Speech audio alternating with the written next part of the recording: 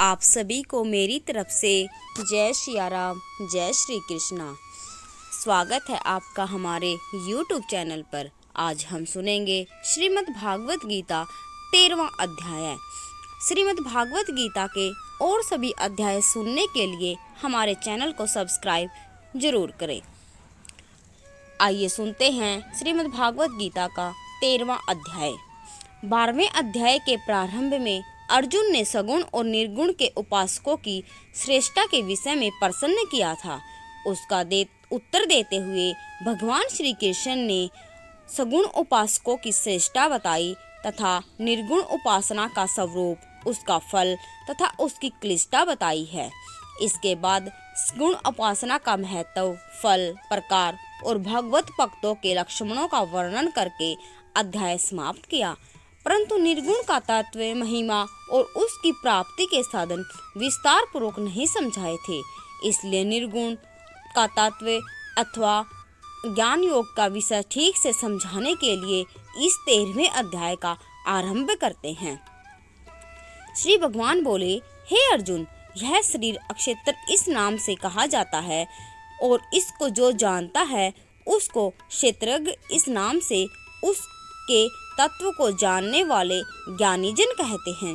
हे अर्जुन, तू सब क्षेत्रों में क्षेत्रज्ञ अर्थात जीवात्मा भी मुझे ही जान और क्षेत्रज्ञ को अर्थात विकार रहित प्रकृति का और पुरुष का जो तत्व से जानता है वह ज्ञान है, ऐसा मेरा मत है।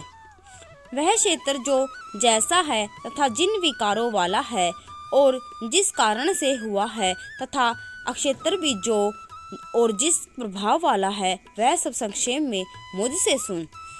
यह अक्षेत्र और अक्षेत्र का तत्व ऋषियों द्वारा बहुत प्रकार से कहा गया है और विविध वेद मंत्रों द्वारा भी विभाग पूर्वक कहा गया है तथा भली भांति निश्चय किए हुए युक्ति युक्त ब्रह्मसूत्र के पदों द्वारा भी कहा गया है। 5 महाभूत, अहंकार, बुद्धि और मूल प्रकृति भी तथा 10 इंद्रियां, 1 मन और 5 इंद्रियों के विषय अर्थात शब्द, स्पर्श, रूप, रस और गंध तथा इच्छा, द्वेष, सुख दुख, स्थूल देह का पिंड, चेतना और धृति, इस प्रकार विकारों के सहित यह अक्षेत्र संक्षेप में कहा गया। श्रेष्ठता के ज्ञान का अभिमान का अभाव, दंभाचरण का अभाव, किसी प्राणी को किसी प्रकार भी न सताना, क्षमा भाव, मन वाणी आदि की सरलता, श्रद्धा भक्ति सहित गुरु की सेवा, बाहर भीतर की शुद्धि, अंतःकरण की स्थिरता और मन इंद्रियों सहित शरीर का निग्रह, इस लोक और परलोक संपूर्ण भोगों में आसक्ति का अभाव और अहंकार का भी अभाव, जन्म, मृत्यु, जरा और रोग आदि में दुख और दोषों का बार बार विचार करना, पुत्र, स्त्री, धन और घर आदि में आसक्ति का अभाव, ममता का न होना तथा प्रिय और अप्रिय की प्राप्ति में सदा ही चित्त का सम होना, मुझ परमेश्वर में अनन्य योग के द्वारा अविचारणी भक्ति तथा एकांत और शुद्ध देश में रहने का स्वभाव और विषयासक्त मनुष्यों के समुदाय में प्रेम का न होना, अध्यात्म ज्ञान में नित्य स्थिति और तत्व ज्ञान के अर्थ रूप परमात्मा को ही देखना, यह सब ज्ञान है और जो इससे विपरीत है वह अज्ञान है, ऐसा कहा है। जो जानने योग्य है तथा जिसको जानकर मनुष्य परमानंद को प्राप्त होता है उसको भली भांति कहूँगा। वह अनादि वाला परम ब्रह्मा न सत ही कहा जाता है और न असत ही। वह सब और हाथ पैर वाला, सब और नेत्र, सिर और मुख वाला तथा सब और कान वाला है, क्योंकि वह संसार में सबको व्याप्त करके स्थित है। वह संपूर्ण इंद्रियों के विषय को जानने वाला है, परंतु वास्तव में सब इंद्रियों के रहित है तथा आसक्ति रहित होने पर भी सबका धारण पोषण करने वाला और निर्गुण होने पर भी गुणों को भोगने वाला है। वह चराचर सब भूतों के बाहर भीतर परिपूर्ण है और चर अचर भी वही है और वह सूक्ष्म होने से अविज्ञ है तथा अति समीप में और दूर में भी वही स्थित है। वह परमात्मा विभाग रहित एक रूप से आकाश के सदृश परिपूर्ण होने पर भी चराचर संपूर्ण भूतों में विभक्त सा स्थित प्रतीत होता है। तथा वह जानने योग्य परमात्मा के विष्णु रूप से भूतों को धारण पोषण करने वाला और रुद्र रूप से संहार करने वाला तथा ब्रह्म रूप से सबको उत्पन्न करने वाला है। वह परम ब्रह्मा ज्योतियों का भी ज्योति और माया में से भी अत्यंत परे कहा जाता है। वह परमात्मा बोध स्वरूप जानने के योग्य तथा तत्व ज्ञान से प्राप्त करने योग्य है और सबके हृदय में विशेष रूप से स्थित है। इस प्रकार अक्षेत्र तथा ज्ञान और जानने योग्य परमात्मा का स्वरूप संक्षेप में कहा गया। मेरा भक्त इसको तत्व से जानकर मेरे स्वरूप को प्राप्त होता है। प्रकृति और पुरुष इन दोनों को ही तो अनादि जान और राग द्वेष आदि विकारों को तथा त्रिगुणात्मक संपूर्ण पदार्थों को भी प्रकृति से ही उत्पन्न जान। कार्य और करण को उत्पन्न करने में हेतु प्रकृति कही जाती है और जीवात्मा सुख दुखों के भोगापन में अर्थात भोगने में हेतु कहा जाता है। प्रकृति में स्थित ही पुरुष प्रकृति से उत्पन्न त्रिगुणात्मक पदार्थों को भोगता है और इन गुणों का संग ही इस जीवात्मा का अच्छी बुरी योनियों में जन्म लेने का कारण है। इस देह में स्थित वह आत्मा वास्तव में परमात्मा ही है।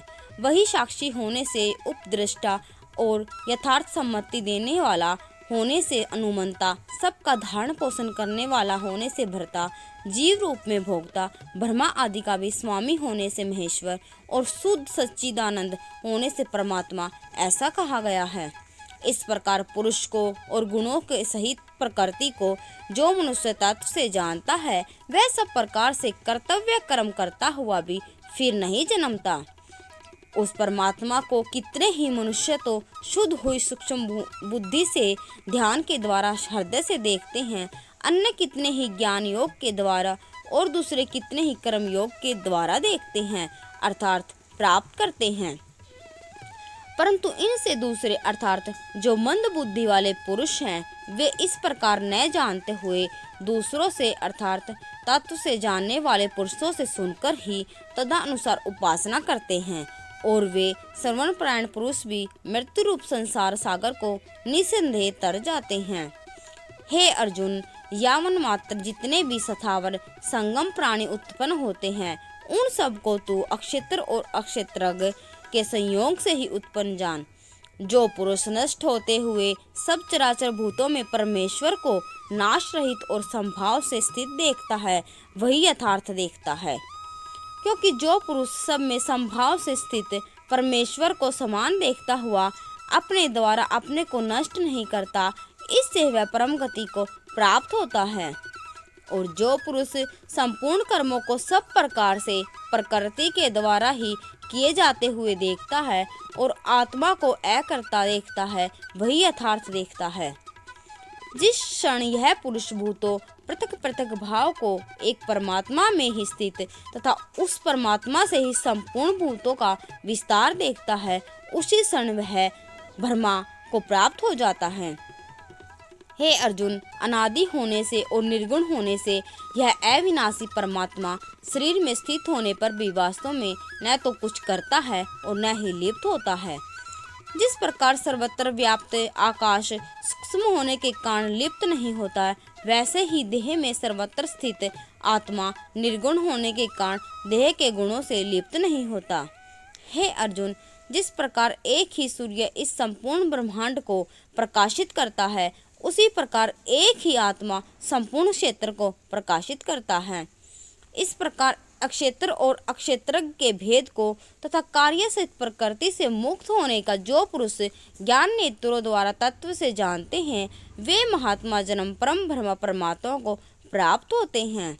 इस प्रकार उपनिषद, ब्रह्म विद्या और योग शास्त्र रूप श्रीमद् भागवत गीता के श्री कृष्ण अर्जुन संवाद में 13वां अध्याय संपूर्ण हुआ।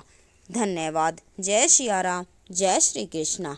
ऐसी और भी वीडियो देखने के लिए हमारे चैनल को सब्सक्राइब जरूर करें। जय सिया।